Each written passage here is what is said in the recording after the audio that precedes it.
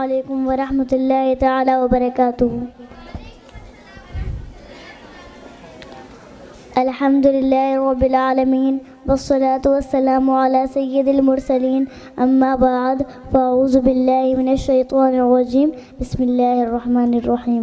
آئیے سب سے پہلے آقا نامدار، مدینے کی تاجدار، دونوں عالم کے مالک و مختار، گنبد خضرا میں آرام فرمانے والے آقا، ارے وہی آقا جن نے چاند کے 2 ٹکڑے کر دیے، آئیے انہی آقا کے بارگاہ نسبت میں ایک بار درود شریف کا نذرانہ پیش کرنے پڑے بآواز بلند۔ اللہ رب محمد صلی اللہ علیہ وسلم، نحن وعد محمد صلی اللہ علیہ وسلم۔ آج میری تقریر کا موضوع ہے معلم انسانیت۔ اس معلم انسانیت نے آ کر کیا کیا نہ دیا، انسانوں کو دستور دیا، منشور دیا، کچھ راہیں دی، کچھ موڑ دیے، ہو لاکھوں درود اس آقا پر بتلا کو جس نے توڑ دیے، لوگوں کو دیا پیغام دل لاکھوں جس نے جوڑ دیے۔ حاضرین جلسہ، ابو البشر حضرت آدم علیہ السلام سے لے کر خیر البشر نبی مکرم صلی اللہ علیہ وسلم تک تمام انبیاء کرام نے اپنے اپنے اعتبار سے خدا کی وحدانیت اور حق کی صداقت کا درس دیا۔ وہ سب معلم ہی تو تھے، لیکن فخری انسانیت، تاجدار مدینہ، محبوب خدا محمد مصطفیٰ صلی اللہ علیہ وسلم پوری انسانیت کے لیے ایک عظیم اور مثالی معلم بن کر تشریف لائے۔ حاضرین جلسہ، 40 سال کی عمر میں جب آپ کو پوری انسانیت کو راہ ہدایت دکھانے کی ذمہ داری سونپی گئی تو آپ غار ہرا سے اقرأ بسم ربک الذی خلق کا ایسا نسخہ کیمیا لے کر آئے جس سے پوری انسانی تہذیب کے قرینے بدل گئے۔ آپ کی بارگاہ نسبت سے زمین ارجمند بنی اور آپ کے نعلین پاک کے بوسے سے آسمان بلند ہو گیا۔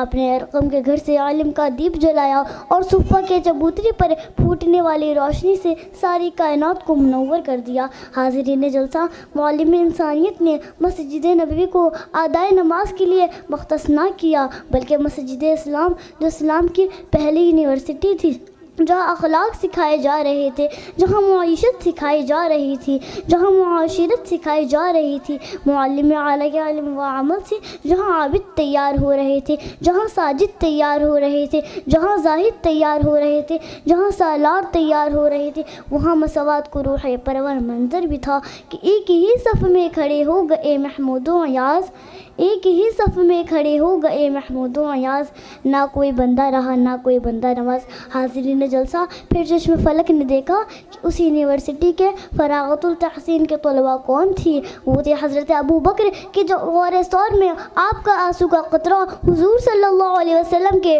رخ انور پر گرا تو فرمایا، حضور صاحب نے ڈس لیا، درد کی شدت ہے، لیکن پاؤں اس لیے نہیں ہٹایا تاکہ آپ کے آرام میں قال اللہ۔ معزز حاضرین، وہ تھے حضرت عمر رضی اللہ تعالیٰ عنہ جنہوں نے آدھی دنیا پر حکومت کی اور پیود لگے کپڑوں پر زمین پہ بیٹھ کر سارے فیصلے کرتے تھے۔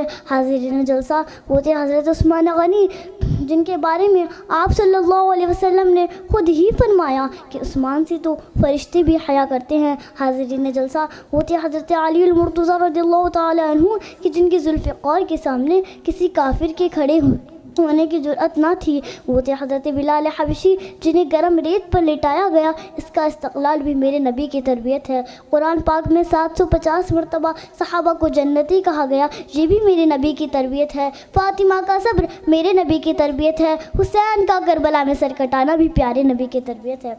میرے نبی کی 23 سالہ درس و تدریس کا یہ نتیجہ نکلا کہ جب اعلان نبوت ہوا تو ایک بھی مسلمان نہ تھا، لیکن جب حضور صلی اللہ علیہ وسلم دنیا سے پردہ فرما رہی تھی تو 1,24,000 صحابہ آپ کے قدموں میں پڑے، بتوں کو پوجنے والا قل هو اللہ احد کا نعرہ لگانے لگے، بیٹیوں کو زندہ درگور کرنے والی عورت کی حرمت محافظ بن گئے۔ آپ کے سائے رحمت میں جو بھی آیا اپنا دامن بھرتا چلا گیا۔ حضور آئے تو سرے آفرینش پا گئی دنیا، اندھیروں سے نکل کر روشنی میں آ گئی دنیا، سوتے ذہنوں کا زنگ اترا، بجھے چہروں پر نور آیا، حضور آئے تو انسانوں کو جینے کا شعور آیا۔ وما علینا الا البلاغ المبین۔ السلام علیکم ورحمۃ اللہ تعالی وبرکاتہ۔